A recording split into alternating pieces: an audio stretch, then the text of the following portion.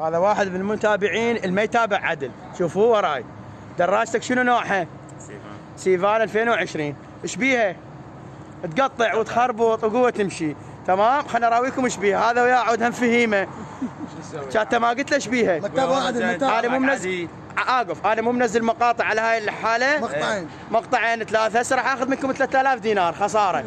تستاهلون هم غرامه وهم عدم انتباه. تمام، خلنا نقول للمتابعين ايش بيها. شوفوا هاي الدراجه اجت تختنق وتقطع، اللي يفتهم عرف شنو السبب.